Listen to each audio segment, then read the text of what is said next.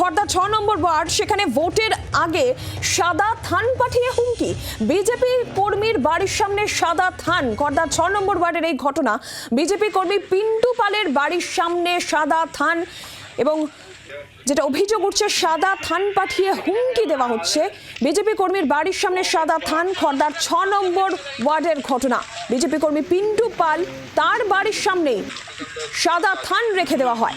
বিস্তারিত জানবো এই বিষয়ে বরুণ সেনগুপ্ত রয়েছেন টেলিফোন লাইনের প্রতিনিধি। বরুণ, ঠিক কি ঘটনা, কারাই সাদা থান রেখে গেল, কি জানা যাচ্ছে এখনো পর্যন্ত?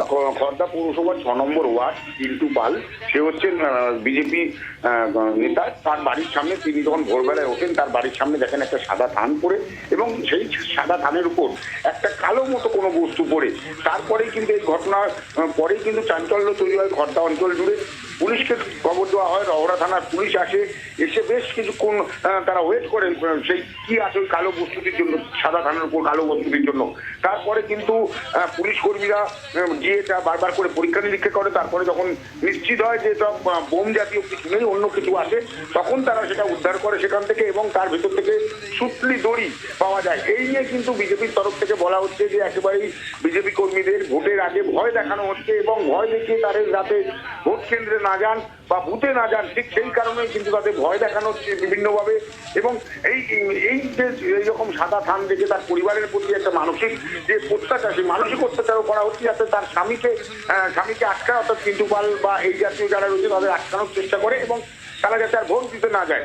এটাই কিন্তু বিজেপির তরফ থেকে অভিযোগ করা হচ্ছে। পাশাপাশি তৃণমূলের তরফ থেকে বলা হচ্ছে যে এই জাতীয় কোনো ঘটনা তারা কিন্তু যুক্ত নয়। তার কারণ হচ্ছে তারা এই জাতীয় ঘটনা করতে পারে না। তারা এখানে বিজেপির অনেকগুলো গ্রুপ রয়েছে, অনেকগুলো নিজেদের মধ্যে দ্বন্দ্ব রয়েছে, ঠিক সেই কারণেও কেউ বা কারা হয়তো এই ধরনের ঘটনা ঘটিয়েছে। সমস্ত ঘটনার তদন্ত শুরু করেছে রহরা থানার পুলিশ। নজর রাখো বরুণ, খর্দা ৬ নম্বর ওয়ার্ড, সেখানে এক বিজেপি কর্মী পিন্টু পাল, তার বাড়ির সামনেই সাদা থান রেখে দেওয়া হয়, যে ছবি আপনারা এই মুহূর্তে দেখতে পাচ্ছেন।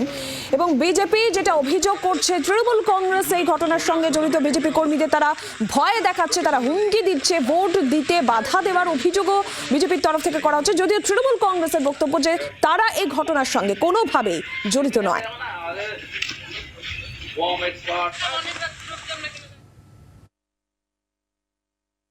আমরা ভোর ৬টার সময় দরজা খুলে দেখছি সাদা কাপড় একটা থান রাখা, আর তার সাথে কিছু একটা কালো প্লাস্টিকের মধ্যে মুড়িয়ে রাখা। এখনো বুঝে উঠতে পারিনি ওটার মধ্যে কি। আমরা ওটা দেখে আর বেশি আতঙ্কে আছি। হ্যাঁ, আতঙ্কে আছি।